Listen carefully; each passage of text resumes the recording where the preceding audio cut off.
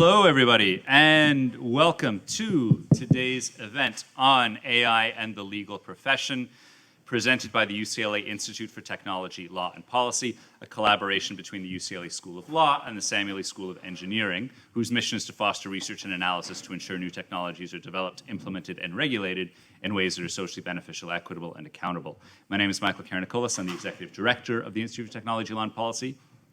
I will begin by acknowledging UCLA's presence on the traditional, ancestral, and unceded territory of the Gabrielino Tongva peoples.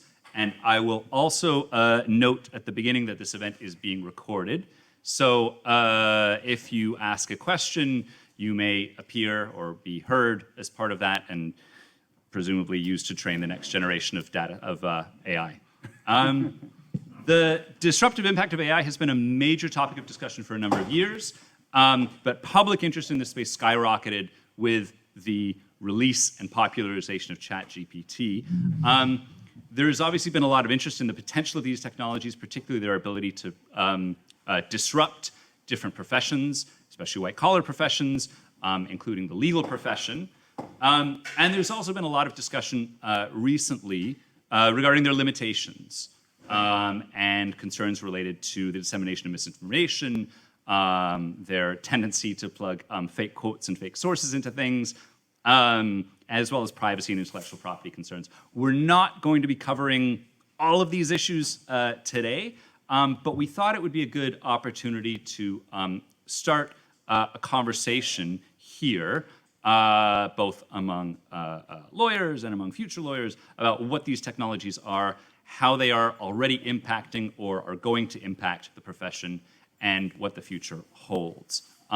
So we have an outstanding panel today to discuss these questions. John Villasenor is a professor of electrical engineering, law, public policy, and management. He is also the faculty co-director for the UCLA Institute for Technology, Law, and Policy. Violet Peng is an assistant professor of computer science at the Samueli School of Engineering, whose research focuses on natural language processing and machine learning. And Jennie VonCannon is a partner at Crowell and Mooring LLP, as well as a regular speaker on legal ethics questions, especially related to new technologies. And our moderator today, Russell Korobkin, you'll know as the Interim Dean, and Richard C. Maxwell, Distinguished Professor of Law at UCLA School of Law. Russell, over to you. Great. Thank you, Michael, and thanks for the Institute of Technology, Law, and Policy for sponsoring this great panel. And like Michael said, I'm sure this will be just the first of many discussions of this topic we'll be having here at the law school. So I'd like to start out by asking Violet, our engineer here, to can you talk a little bit about how the recent large language model AI programs like ChatGPT that we're all familiar with, how do they actually work? And maybe to what extent is this technology a revolution? Or is it in AI? I mean, we all heard about AI for a long time. There have been incremental improvements. Is this another incremental improvement, maybe a kind of large one? Or is this really revolutionary? Is it something notably different? Yeah. Happy to give a little bit of background here. So ChatGPT is a language model which has been there for more than 20 years. A language model is a model that we train to read a lot of document and then try to predict what's the next word. I can give you some intuition, right? This is exactly how this model is trained. You say, for dinner, I have something, right? That's a blank. The model is trained to fill in that blank. What would you say? For dinner, I had food, and then what type of food you'll say, right? You won't say, I have chair, I have table, I had, right? Then I say, as a vegetarian, for dinner I had what? What? Vegetable, right? Okay, another. Despite being a vegetarian, for dinner I had what? Chicken. Exactly, right? So you can see this mechanism of the training of the model is just the training to predict the next word with varying context. And this become very powerful in the sense that the model can be exposed with tons of data and then try to make that prediction. And in order to predict it correctly, right, because these based on different variants of the context, you still want to predict it correctly. That gives the model a lot of power. And I think some of these revolution for now, why language model has been there for more than 20 years, and now it's so powerful, is because we have improvement both on the modeling side, on how do we design our model to more efficiently capture the nuances on the context, as well as on the development of the computation power, so that previously we weren't able to do it, but for now, for all those models, they basically have exhausted anything publicly available out there online. So those models have been trained on all the web dump of the data, all the things people have asked about, all the Wikipedia, whatever you can think about. So they know whatever we've been talking about, we've been asking about. And then in addition, there is another technical improvement is they also, after they build this model, it's more like offline training, read all possible things you can imagine, basically read more than hundreds of human can do in their life, right? In addition to that, they also now have that model, the ChatGPT, before that is GPT-3, they put it online. And they further invite people to come interact with the model. And they take this interaction as additional data, and they also have people basically purposely have conversation with this model, and then rate the output of the model and say whether this aligns with human value, whether this is aligned with what I'm looking for. And they take these as additional mechanism to build additional model to further enhance. So it's both offline training, read all the document any none of human would possibly read, plus additional interaction to align with human value. I think that's where the power of these model align. And I hope I give a good enough overview. But then on the other hand, as you can see, it's these type of simple mechanism, which is predict what you will say next. That's the only thing really the model is trying to do. Well, Violet, let me just follow up because I guess I understood your example of sort of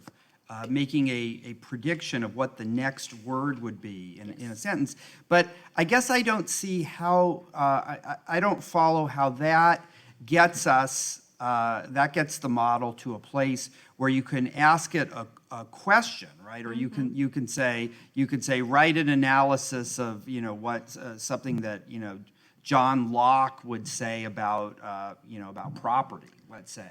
Like that kind of question, it seems to be something more than just predicting what the next word would be, especially because it writes your whole essay, right? Yeah. So it's we call it autoregressive, which means it will recursively doing it. So it will say for dinner I had chicken, and then if you ask it to continue, it's and salad. And I had a great time. For example, it will basically generate these sentences word by word from left to right. And then the reason they can't answer question is because in a lot of training data, all these things on the web, there are a lot of question and answering things, right? And it's training material, which means it will give the whole question and answer together you can view it as an article or document. So it will try to predict from the first word on what will be the next word, what will be the next word. And then the goal of the model is to reproduce the whole question and answering pair.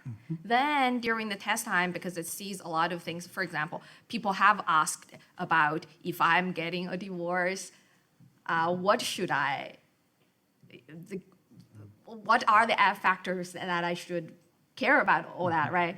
And then there are these community answers online. And the model is trained, see all this data. Then after it trained to fit the answer, right, it can also have some combinatorial creativity in the sense that there are people said many things, and then this model will now learn to mix and match what people have been saying. It's more of a repeating them, but also with a little bit of these combinatorial creativity. So if there's a question that has never been asked on the internet, can it then, the model then, will it be confused? What will it do? I think that's my assumption. It will be confused, but when you say this question never being asked, whether it's on the concept level or it's on the word level, right? Word level means there could be question that never been verbosely asked. It's not exactly the word, if I'm getting divorced, what should I, that type of thing. It can be similar idea, right? There is an example that just this year at AAAI, people showed interaction with ChatGPT, very interesting, maybe you can do that, is they said, if you had a ping pong ball stuck into the bottom of your sofa, now you have a hockey stick, a thread of the ropes, and then a jar of peanut butter. What will you do? And ChatGPT say it will just coat the thread with peanut butter and then attach it to the hockey stick and then try to use that thread to get the ping pong ball out. But it's, of course, cannot do it, right? Then they even change, they have interaction. They say, oh, you don't need to use everything that are provided. And then ChatGPT say, oh, you're right, I don't need to use everything. So I will use the thread and the peanut butter, for example, right? So there are plenty of, but I think one thing we're usually amazed by the model, that's my personal opinion on it, is sometimes we're not as creative in our questions. There are many repeated questions that are somewhere out there, and then you are sort of asked it. So it's like a type of search engine, right? So a lot of things that you can find in search engine. Now, these models sort of read all these and memorize it and then try to match the correct answer with your query. And that's sort of what the model is doing. So even if I have the sort of somewhat unique facts of a case, right? And I asked ChatGPT to write a judicial opinion about, given the facts of this case, and I give it a bunch of specific facts, and there's no other case with exactly the same set of facts. It will essentially scour the whole internet looking for similar facts, and then it will answer that Exactly. question. Great. Thank you, Violet. That's great. Jennie, how is this going to change the practice of law and the role of lawyers? This is what, all of our students here have a lot of years of a career ahead of them. So what is this going to mean for them? As the voice of what's going to happen in the future, I do want to level set because, it's a really broad question and one that needs to be answered by first thinking is, what does a lawyer do? So I've been a lawyer for almost 19 years. I've had different jobs from being a lawyer. I started off as a baby associate at a huge law firm. That was a different job of being a lawyer.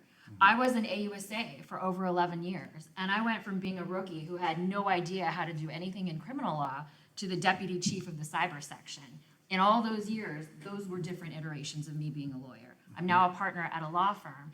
And so to answer your question, and that's just me being a trial lawyer, right? There are corporate attorneys out there, family law, trust and estates. There are a lot of different types of lawyers out there. So I think the analysis is really, what does a lawyer do that this technology can affect? Well, I know that this technology cannot affect my ability to try a case in front of a jury. I really believe that ultimately the practice of law is a social activity, and it is based on relationships with people, both your own clients in terms of getting clients, keeping your clients, getting your clients to pay you for the work that you do, but also you're an advocate. Who are you advocating with or for or against? Opposing counsel in a deal, you're negotiating, the judge, the jury. So in those social interactions, this technology cannot take the place of that. However, there are so many things that lawyers do that don't involve the social interaction. Legal research, finding the answer to something, data-driven analysis. And I think this technology will change the profession in those areas when you've got a large amount of data. And look, being a lawyer is limited by the number of hours in a day and the amount of energy that we can expend, right? That is that we are not making widgets. We cannot scale, like this is us, right? 24 hours in the day. So to the extent the things that we do can be automated, it frees us to be doing other higher level things. So I do think that this will change the practice, but not in the way that's been hyped, that, you know, the lawyers are going to go out of, we'll all be out of jobs. I really think it will make us more efficient as a tool.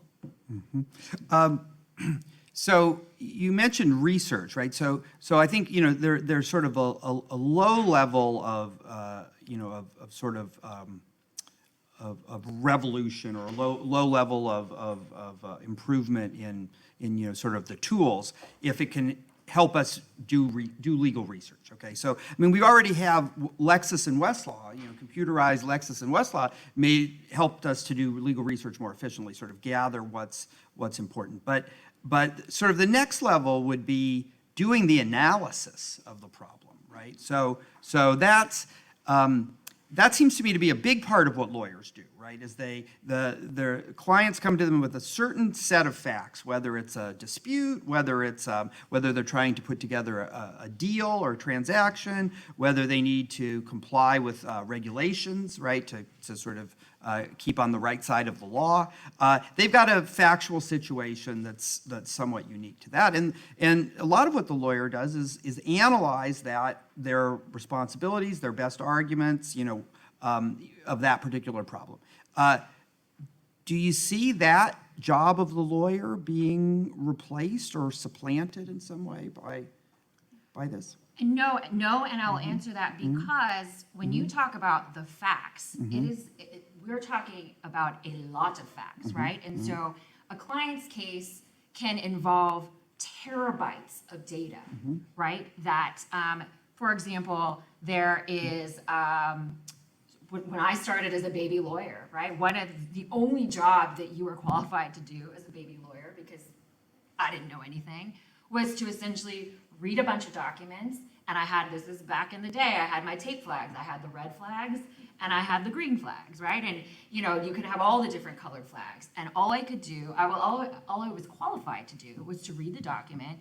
Is this a hot document? Put a red flag on it. Move on to the next document.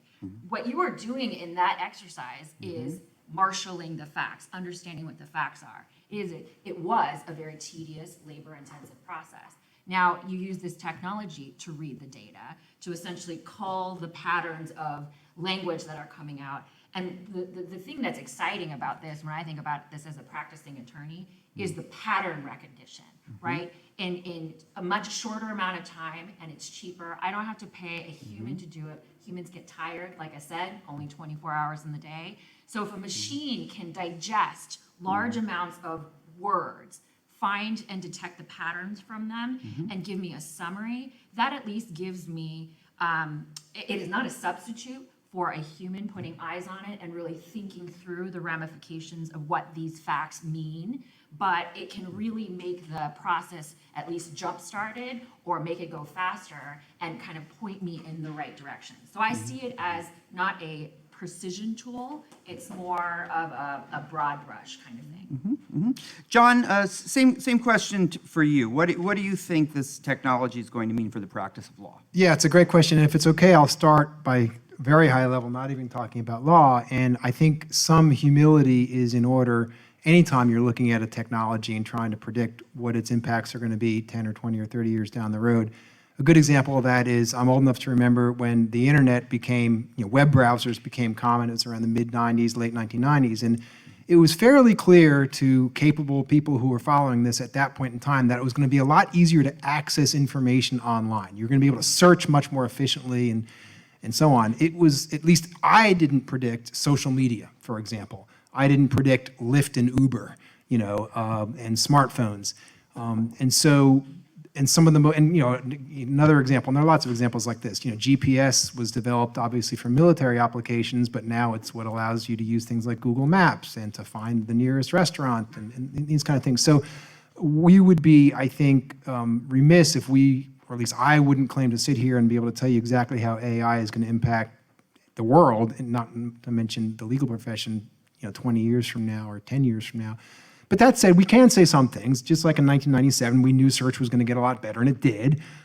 we can say some things about what AI is going to do. I think the most fundamental thing about this generation of AI tools is that they are, for the first time, able to produce what is, or at least you can have a philosophical discussion about whether it's really creative or not, but it can produce output that looks like it was creative, right? So it can write a legal brief. Now, does it do it well? Probably not in a lot of applications, but wait 6 months or wait a year. So I think it's going to, a couple of things. First of all, in terms of document analysis and these terabytes of data that Jennie was talking about, I think it's going to make it possible to analyze that data and extract meaning and structure and correlation in it far faster than before. And lawyers and law firms that fail to take advantage of those capabilities will find themselves at a disadvantage when they're in litigation, for example, against adversaries who are able to take advantage of those capabilities. Secondly, I do think it's going to be able to create things that, again, required a human before. Our executive director, Michael Nicholas, was telling us before about a event they did at, I think it was Northwestern last week, where they were demonstrating how ChatGPT, I believe it was, could, or I don't know if it was ChatGPT or GPT-4, one of the two, was able to instantly create a demand letter that somebody who was owed a security deposit on their apartment, and say the landlord was being difficult about returning the security deposit, creating this demand letter that could be sent, to the landlord. And that's a profoundly important thing, right? Because many of people in that position prior to things like ChatGPT would simply not have the means to go out, and it wouldn't have been cost effective to go out and hire a lawyer. If the security deposit's $1,500, you're not going to go spend $1,000 hiring a lawyer to write the letter to ask giving it back. But if you can do it for free or for $20, maybe you will. So I think there's going to be a long list of ways, and particularly a lot of the stuff that people do that's it's not going to replace, never going to replace, the lead partner giving the, opening, statement to a jury, but it might replace, the task that the associate was told to do that, prior times would have taken 3 full work days or a week. Maybe that'll take 20 minutes, and I think that will change things. There's this distinction, I think, between making it more efficient for lawyers to do certain tasks, right? That for example, if you need a demand letter, you might be able to ask the software to write the letter and it would only take you a minute, whereas otherwise it might take you 30 minutes to write a letter. So it's going to save time. But is it, Violet, let me ask you, because I still, this is really kind of a technology question. Is it going to really be able to do not just sort of do things a human can do faster, but is it going to be able to do the things that we think of as being sort of uniquely human? And maybe this line doesn't really exist, right? Like, will it be able to do analysis, right? Not just sort of more robotic tasks, but faster. Or maybe since law is so deeply based on precedent and therefore pattern recognition, maybe this distinction isn't even one that makes any sense. I don't know. Yeah, I think this is a big question. I think the scope is very large. If we're talking about this boundary of technology, what it can or cannot do, I actually, at least at this moment, I see many things that the technology cannot do. For example, for now, it definitely cannot do analysis. I think it lacks the ability to do real reasoning in terms of thinking out of the box, or because it does not really understand causal effect. It's like, this is the cause, this is the consequence, and all that. But there is this thing of like what exists there. It can learn a little bit of this pattern, and then it's remotely related to cause and effect in terms of this happen and other thing happen. But basically AI would be, with this type of training, would be super confused and have no hope to understand causality versus correlation, for example, because it mostly based on correlation, like the co-occurrence, like these two things co-occur. It may be causality, it may be correlation. I think human is much better on this. So maybe first, I don't know, like analysis is different layers, but I think another thing I want to emphasize is a lot of both user and then practitioner, the builders notice is AI works very different as what human do, because like the way it have the level of capability, right? The way it trying to achieve the same level of performance is very different from humans, how humans are trained. We have very good generalizability. We don't need to read that much things to be able to generalize. AI achieve this from another approach. So what we observe it can be surprisingly good on something that you think, oh, AI must not be able to do this, but it actually did it, maybe, right? But then we also observe it actually making a lot of stupid mistake, which no normal people will make. For example, some common sense question, you ask whether when someone is sleeping, whether I should use a vacuum or not. You should not use it because it's loud, all that, right?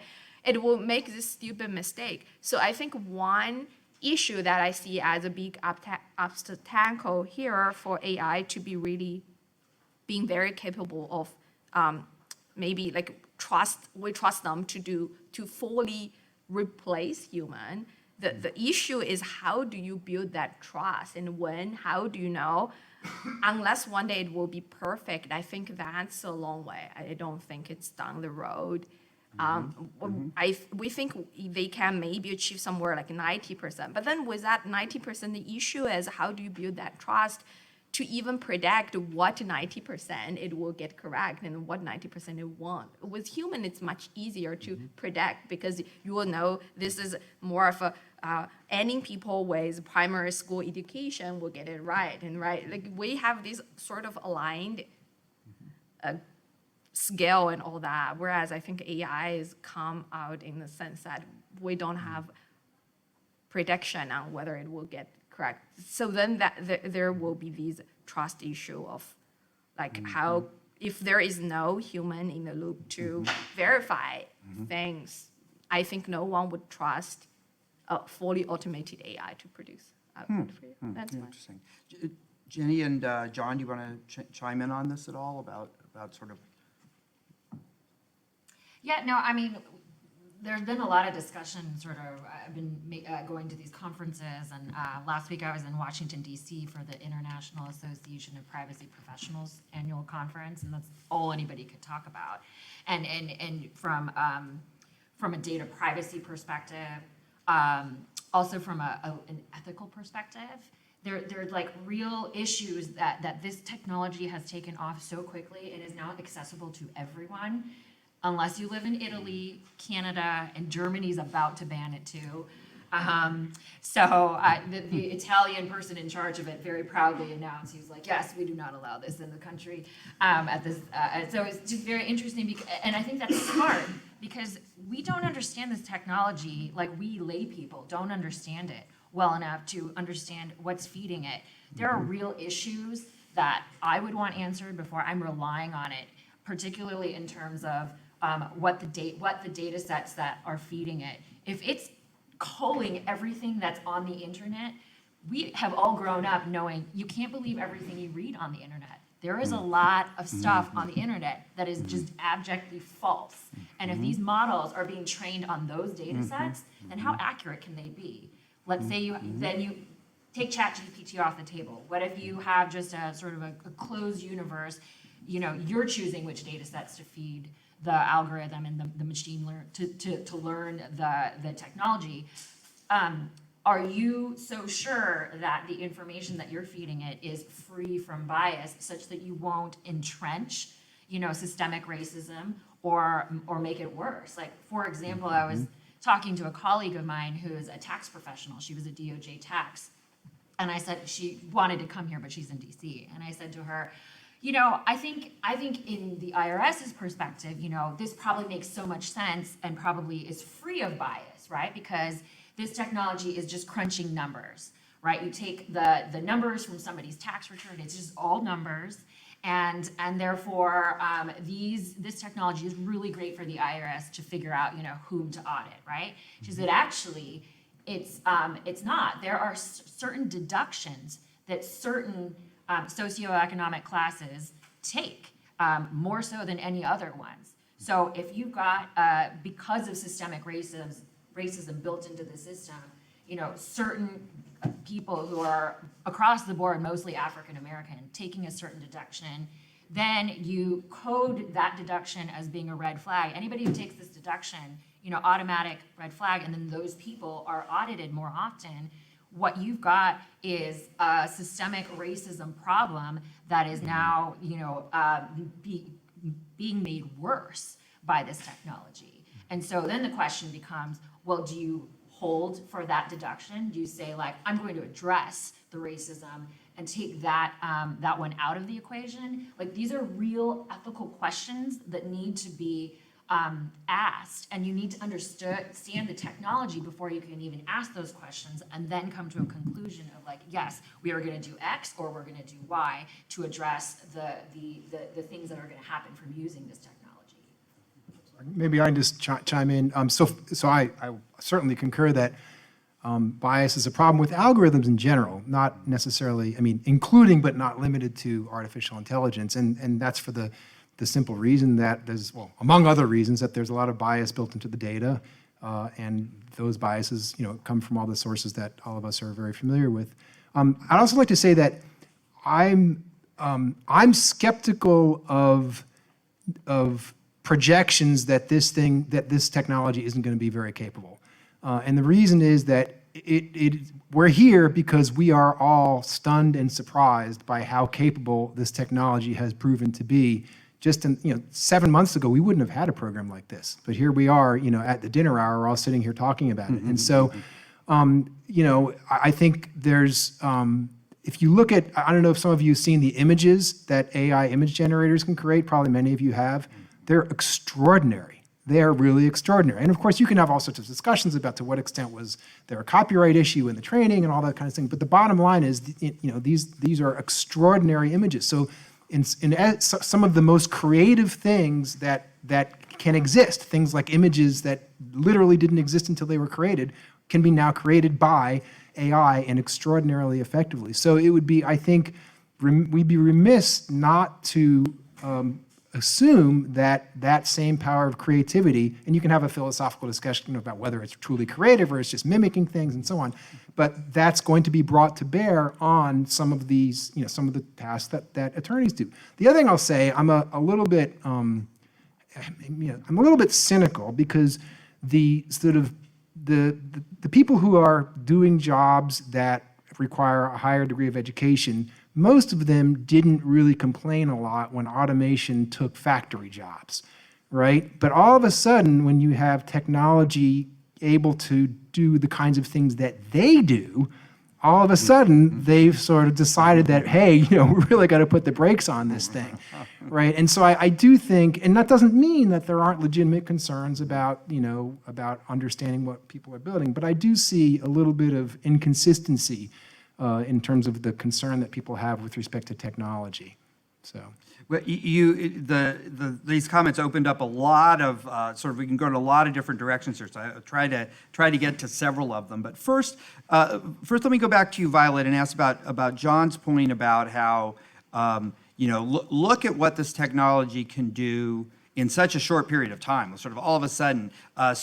John says, don't underestimate what it can do, in the future. We get a little more practice, a little more training. But Violet, can you talk from an engineering perspective? Are there certain things that, because of the way artificial intelligence works, that we know for sure it will not be able to do, or is really anything possible down the road?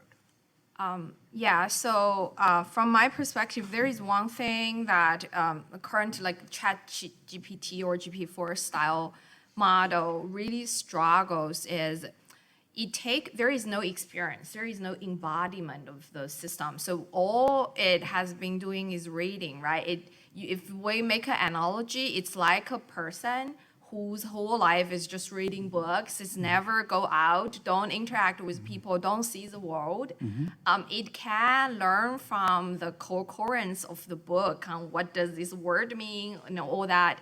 But because it's not grounded to the world, it does not even know what does, for example, mountain mean, in the sense that it know maybe mountain is similar as hills because it read and then all that, but it does not really grounded to a lot of this concrete thing it is. And also, and then I think another thing is a little bit intangible is the association of this thing with social connotation.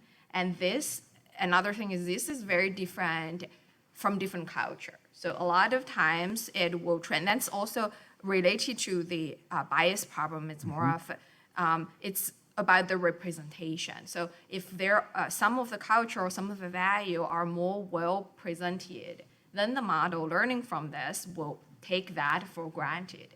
It does not have a good understanding of saying, in some other culture, this thing is actually completely okay, whereas if it's all read or majority read about the Western culture, it will basically be pretty grounded to this. So I think the limit of this type of model is really, it does not ground through experience, and also it does not ground to value. Although I would say the caveat is something is inferable from the texts, from the concurrence or repeated mention of the text, and they can learn the correlation. But because there is no explicit mechanism, and then the model does not interact with the environment per se, and there is no real social value that is embedded, I think it will still be hard for the boundary is there.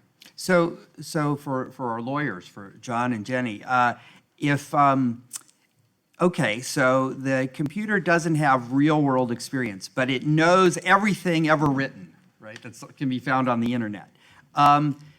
Is that how much does that real-world experience component that AI lacks affect the work product of lawyers? I mean, is there something real there? Is it just a sort of romantic vision about humans that, you know, we combine book learning with this sort of ephemeral thing called experience in the real world? Does that really matter for legal work? I'll give you an example that just sprang to mind. So there's a saying about really good trial lawyers that they're very, very well read, and you'll see this in the way they present. There's a lot of analogies and people tell stories, because at heart, a trial lawyer is a storyteller. And the reason those stories matter is because that is how you relate to people. 12 strangers in a box. How do I convince them that my client's trade secrets have been stolen and that they're worth $5 billion? How do I convince them of that? So these texts are a part of our shared experience, our shared culture. But how does a machine know which texts, which stories to tell in which context to really persuade somebody? So when I'm doing that, I'm doing jury selection. I'm selecting people based on instinct. And that is the same instinct that says to me, I think we need to go with the David and Goliath theme. That's really going to resonate with them versus some other kind of these thematic things that are built into our culture and the texts of what create our culture.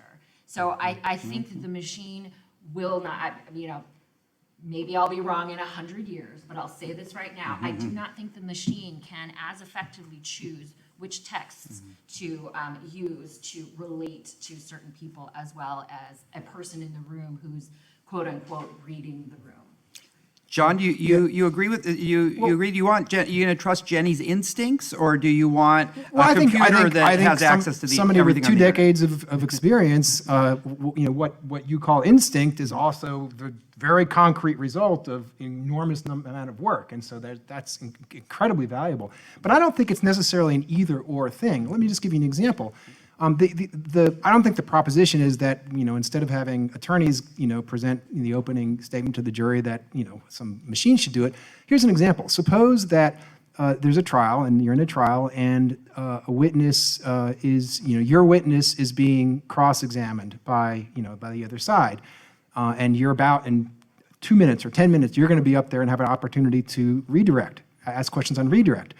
Imagine if an AI engine is analyzing the text of that cross-examination in real time, and the questions and the responses, and searching immediately a vast database of documents that are in the record, and then suggesting to you, hey, here are 3 or 4 key questions that you should be asking on redirect to help sort of rebut some of the points that the opposing counsel is trying to make.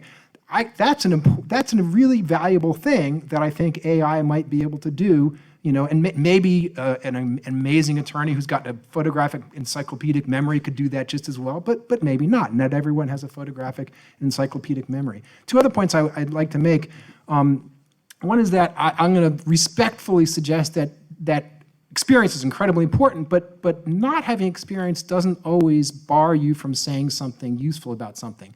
I'll give you an example. I have never been to Antarctica, but if you asked me to describe Antarctica, or to portray a picture of Antarctica, or to conjure in my mind Antarctica, I could probably give you a pretty credible answer, right? Because we've all, and probably most of you could as well, because we've all seen pictures and movies and things like that. And so the fact that, and sure, if I'd been to Antarctica and spent winters there and things like that, I could tell you more, but I could probably tell you a lot if I was asked to do that. The other thing I would say is, people talk about how these large language models work. I would just like to leave people with the understanding that in some ways, we're not that different. If any of you, and probably many of you have ever learned a non-native language as an adult, right? What you quickly learn is there's a lot of pattern matching there, right? And even right now, as we're interacting right now, we are doing a lot of pattern matching, and I'm putting together a set of kind of stock phrases that I have easily accessible in my mind from having been someone who speaks for many decades, right? And so a lot of the way we interact with the world and we communicate is in some sense based on not the same, but not so different in some way processes to the things that these large language models do. And what that means is that these LLMs will be increasingly capable of doing some of the creative tasks that attorneys and other people do. Let's go back to another issue. Oh, did you want to, Violet? Yeah, I want to add a little bit of comment on the experience side. I think the example you give, I think down the road, that's something where the whole community is doing to add multimodality and the embodiment experience to the model. So down the road, maybe it will be, but I think some of your comment may undermine the importance of experience in the sense that the example you gave, you say you can portray something, right, that you've never been. That's based on you've been to many other things. You've experienced the rain, you've experienced the snow, you've experienced the sunshine. So there are many things, the breeze of the wind, right? The machine never experienced any of this. There is no interaction, there is no feeling, it cannot ground the word into the actual experience at all. There is no, and then I think if they are exposed to a little bit of these and then generalize to something close, then they can do it. But for now, machines have zero experience on any of these physical interactions. Fair point. I guess I would just offer in respectful rebuttal that things like science fiction and fantasy are wonderful things, and they're written by people who have never experienced the things they're describing. Yeah, but then that's also built upon the experience that you have, and then the reason that some of the systems that we've built, the value system and all that. And then I think in that sense, the current AI is infant. But then that's true. I agree with that. But then down the road, of course, that's a direction people are actively developing. So if to resonate some of your saying is like down the road, who knows, right? We should not undermine how much we can achieve, but I think it will take time for that. Yeah, and when you were giving the example of the cross-examination and rebuttal, I feel like I was like, oh, I was so excited because like if this could happen, you in trial, I mean, this is why we have associates, right? When we're in trial, we have a cadre of associates. You hear that? Right? And they sit there and they have gone through all the documents, right? And they have a mastery of the facts, and they're listening to the testimony that's being given. and they think, that's not what they said. That's not what the documents say, right? Like a good associate's going to be like, no, let me go find it. And so, and if the machine can be analyzing this, and it's also got the data set of the terabytes of data that have been produced in discovery, and it's doing all that, and to be able to spit out possible questions would be so powerful. But I submit to you that is still a data processing, and that is still a data analysis use of that tool. And I can't wait to use it because I think it would be so effective. But I have not heard, yet where, and it would not replace an associate. Like, I would still want one of my associates to say, like, yeah, I saw, like, check it over. Like, this is a trust thing that Violet is talking about. At what point do I say, I don't need a human to put eyes on this anymore?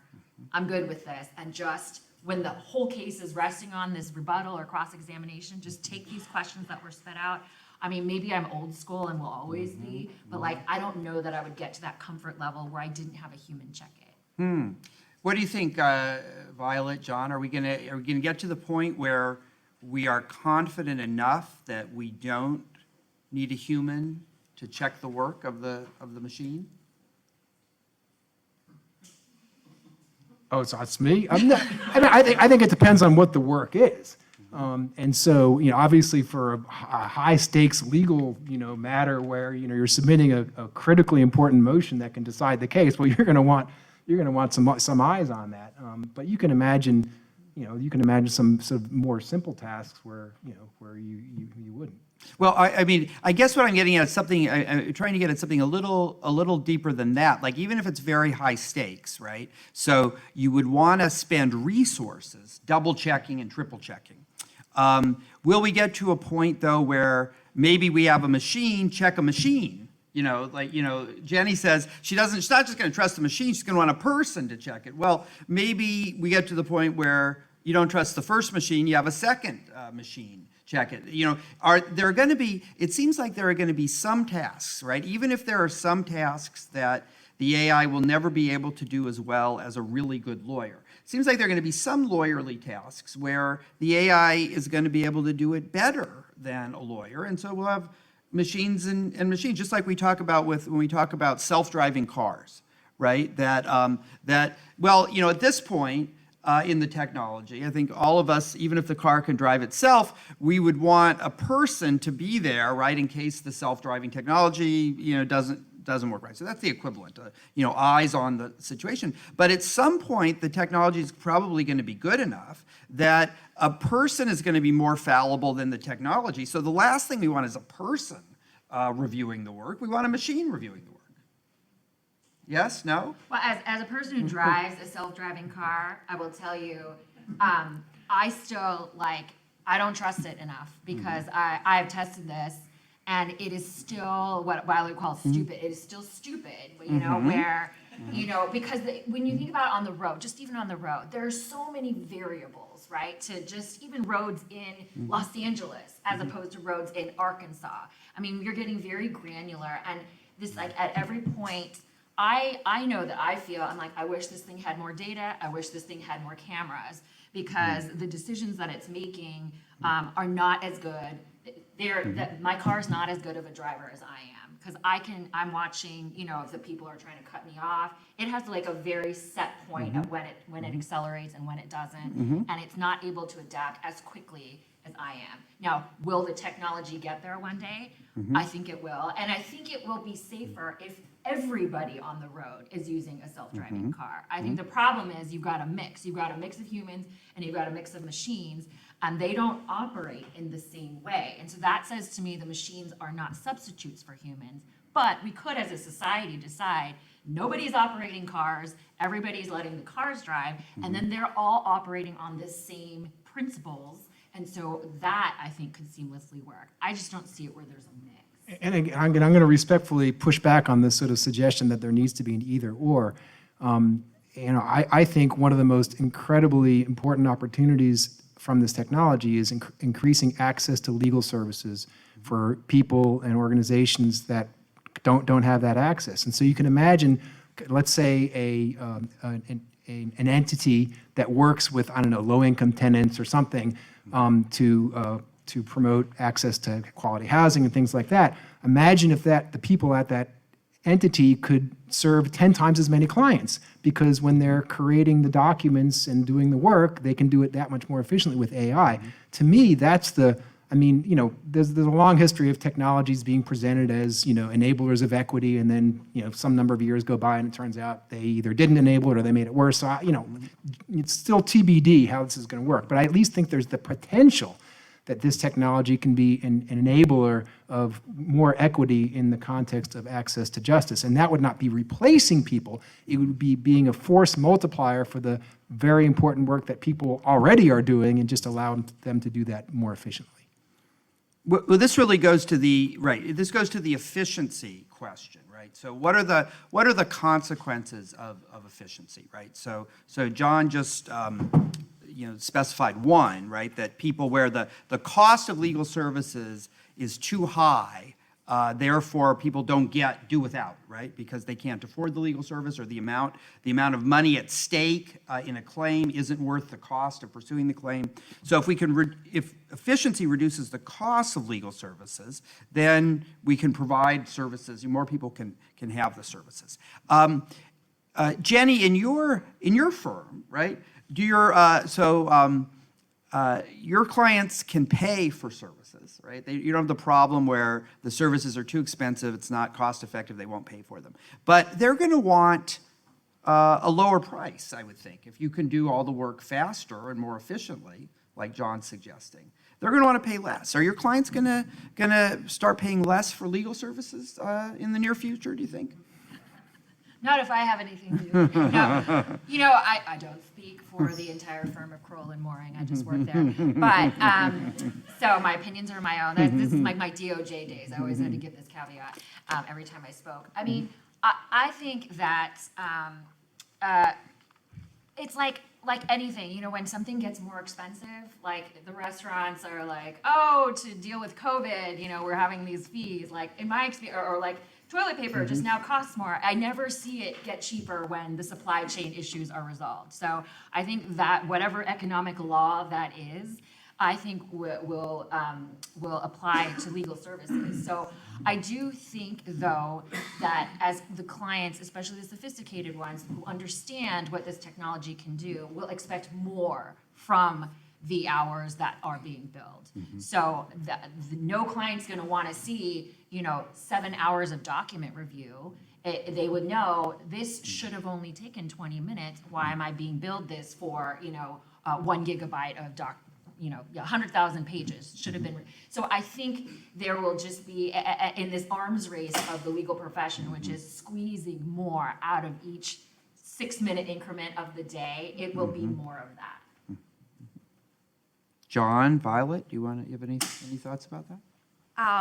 Yeah, I have something not particularly directly answer this question, but I just want to add some perspective from AI practitioner, and then see how AI enables people, not only limited to law, or even not only AI technologies, they create demand.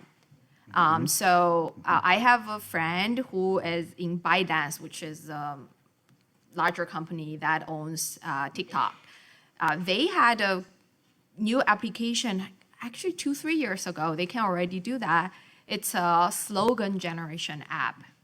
So it's like you give some customized keywords about your business, and it will generate 5 or 10. Back then, the technology was not as good as impressive as now, but it will give you like 10 selection of slogans that you can either choose from, or you can further process, mix and match, and then come up with a new slogan for your business. And they bill it for how many? 2 China yuan? It's like maybe $2 US dollars for that service. And they basically have a lot of revenue from that service, because people previously won't do and want to have this slogan creation, but now they can do it like whenever they have some new things happening, or they offer some new product they were not offering before. They can afford this very minimum cost to create a slogan for them, and then they put it out. And I see it maybe also maybe related to what John is suggesting, like some of the legal surveys, maybe previously people not even think about this as a thing because it take too much as a cost to do. But now if AI can help people and then come up with suggestions, and I really look at it as a collaboration. Like I have an early comment on AI is very good at something that we think it cannot do, and then sometimes very stupid at something that we think it should. No one should make those type of mistake.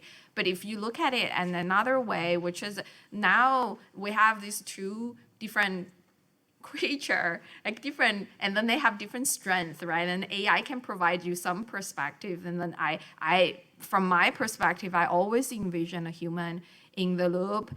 Everyone makes a mistake, human makes a mistake. AI, I don't really see it approach a level where it really make no mistake. It's just impossible.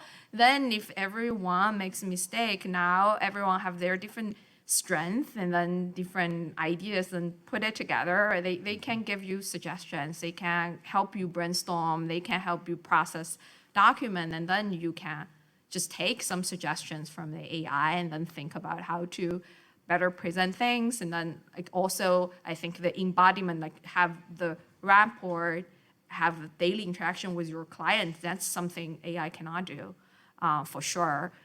So I felt this type of mode, it's both from creating demand and also then provide you suggestions that could be helpful, like it's just one more pair of eyes that you can incorporate. Yeah, that's how I envision it. And I would just add to, I agree with what Jennie was saying about, people will expect more efficiency. And in addition, what I'll say is I don't necessarily think it's going to lower costs, because the idea is not going to be that the attorney goes home for the day at 10 a.m. The idea is going to be that the attorney does things that they might not have been able to do before. I think it's an instructive, an imperfect analogy, but an instructive one with the whole incredible revolution that happened with discovery once everything got to digital, right? Back in the 1980s, the way discovery would work is people would literally sit in rooms with file boxes and file boxes of paper documents and kind of go through them and put the tags on that. It wasn't just the Yeah, 80s, no, no, no. 2000s. Even into, but now, now of course that's pretty unusual. It's all electronic, and we can search through documents instantly, right? That would have taken hours before, and do all sorts of amazing things even without AI, just with digital documents, right? And you might have thought back in the 90s, wow, that's going to make these high stakes legal battles less expensive. Well, no, it just made everyone up their game, right?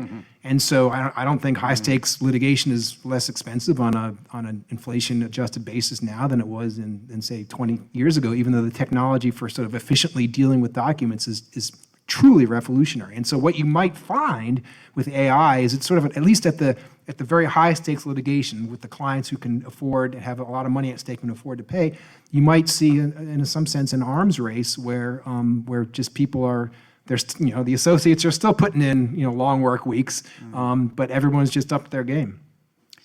So show of hands here. This is interesting. There's sort of different theories about how the increased efficiency, right, can affect the demand for services. So 10 years from now, we're going to have A, more lawyers per capita, B, fewer lawyers per capita, or C, the same number of lawyers per capita that we have today because of AI.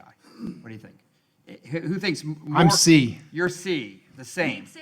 The same. The same. The same. Okay. All right. Okay. Good. So don't worry. You're not gonna. We're not all gonna lose our jobs. That's a good prediction. Let me go back. I want to spend a few minutes talking about some of there are a number of ethical issues that I think are invoked here, and Jennie got at one of them. So let me go to that. If the AI program is essentially scouring the whole internet, right? Like as Jennie suggested, that to the extent that the internet, that the materials on the internet are infected with bias or prejudice or stereotypes, then we might fear that that's going to be reflected in the output, right, of the program. Is this is this a problem, Violet, is this a problem that can be solved? Like, for example, would we even know for sure? Because we don't know exactly how the machine, and maybe this is a bigger question about machine learning, not just limited to programs like ChatGPT, but would we even know? Is there even a way to figure out whether that's a problem or not? Yeah, this is a very good question. This is an active research area, and actually, me personally have research in this area, especially for ChatGPT style machine, because its output is very creative, and also its output is language. So there are subtlety in it. So one of my research is just to show that even to detect it is a challenge, and we propose some way to detect it which shown to be more effective than some other way. Because like you have these sentence or a language, and there are social connotation, and it's not obvious sometimes even for humans whether this is bad social connotation or not. Like you need to understand of common sense or cultural background and all that. So this is it's not a solved problem. People still need to put effort on identify the biases and fairness issue of this output. And also bias and fairness issue is a rich problem in terms of there are many dimensions. Stereotype is one dimension, but then like how useful this technology for different type of different group of people, it's another thing. For example, like there are existing research showing some of the drug developed will be more suitable for certain group of people, right? Because their tests were all on this type of people, whereas for other groups of people, it's less effective because the amount they use and all that, it's different. So I would say it's a issue, and then people are also working, myself included, working on mechanisms to fix it when we detect it. So it's more of it's unclear how to detect them or detect them all. It's more of you can detect some, but how do you know whether you detect everything, right? And then there are different aspects to detect, and how to define, how to even define a thorough ontology of all the biases that are possibly exist. We don't even know. That's a social problem, like even for human, right? We don't know whether there are some other type of biases and what's its possible consequences, right, of certain bias. And then once we detect them, how to control or reduce or completely remove them, that's another research topic. And I think both of these topics are important and will be some things that in front of us that we need to solve before we trust AI, like use AI for a lot of these high-stake applications. Does this suggest, Jennie, John, does this suggest that unless and until we solve that problem, is it unethical to use AI in your, to do what it can do? So when I think of the word unethical, is it unethical from a moral standpoint, or is it unethical from the California rules of professional conduct? Because, there's a little bit of a delta in between there. And so I mean, this is a very, very large question. And what I alluded to earlier is like, it's morality, like what kind of society do we want to be? But as it relates to the legal profession, I think to answer the question of whether it's unethical, we, the users of this technology, need to understand it well enough. And it's clearly, I'm so glad to have heard from Violet just how, but there are people who understand it. When we, as a legal profession, need to have a baseline amount of understanding, there is a the California Rule of Professional Conduct, Rule 1.1 was modified a couple of years ago to include, as part of a lawyer's duty of competence, to stay abreast of technological innovation so that you can assess enough, so you need to understand technology advances enough to assess both the risks and the benefits of using that technology. that's a pretty high bar when it comes to something like ChatGPT. So we, as practicing lawyers, have an ethical duty not just to start, get your account and start asking it to spit out briefs. You need to understand, and what level of understanding that is an open question. But you need to understand it enough to know the risks and benefits of using it. One of the risks being confidentiality. We also have a concurrent duty of confidentiality to keep inviolate our clients' confidences. If I'm telling all my client secrets to this bot, okay, maybe I want to anonymize it, like a large transportation app company, at some point, this machine's going to figure out who I'm talking about. I mean, you can figure it out, right? The machine could. And so, like, how anonymous and confident, in confidence, can you keep that information? That's another question. And so I think it's such a broad question of things that we need to tease out that I certainly don't have the answers to, but I can tell you that even the existing rubric of ethical considerations for attorneys demand that we need to understand this technology better before we start applying it in real life. So is Elon Musk right? Like, should we give a 6-month moratorium on the use of this technology? I don't think so. And I coincidentally published a piece today arguing that we should not. But if I can just say on the bias thing, the bias is obviously a really important issue. I'll say a few things. First of all, there's plenty of applications where, as important as bias is, it doesn't really impact the application. So I'll just give an example. If you're using AI for protein folding, for example, to try to find new drugs, if you're using AI to do better weather forecasting or to examine climate change. There's a lot of applications of AI where the bias question and the bias being expressed in the sort of traditional ways we're used to talking about it isn't a problem. There are plenty of ways in which bias is a problem. If you're using an AI system to make loan decisions, you have to really worry about the data and things like that. I think we all have a responsibility to be extremely attentive to that issue. At the same time, I think that the greatest source of problematic bias in our society is not AI, right? Guess who it is?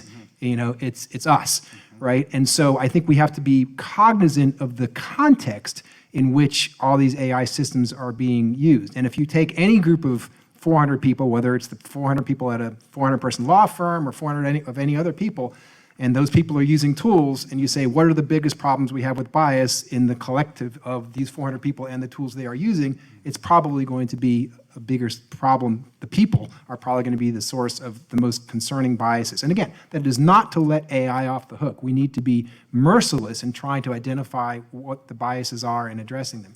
And the final thing I'll say is that bias is in some sense a social construct in the sense that, not that there isn't real bias, but how you would define the absence of it, right, is a socially determined question, as illustrated, for example, with all the debates about, policies around affirmative action, things like that. And so reasonable people can have different views about what it means to reduce bias in a particular context, and that creates complexities when you're trying to map those values into algorithms. So I'm just going to ask one more question of our panel, and then I'm going to open it up to the audience for questions. So my last question or request is, given where this type of AI is now, given what we know it can do, what we think it is likely going to be able to do even better in 6 months, a year, 2 years, what should current law students, right, or our students are going to go out this summer and work in legal jobs during the summer. Some are going to graduate. They're going to start working full-time in legal jobs not too long from now.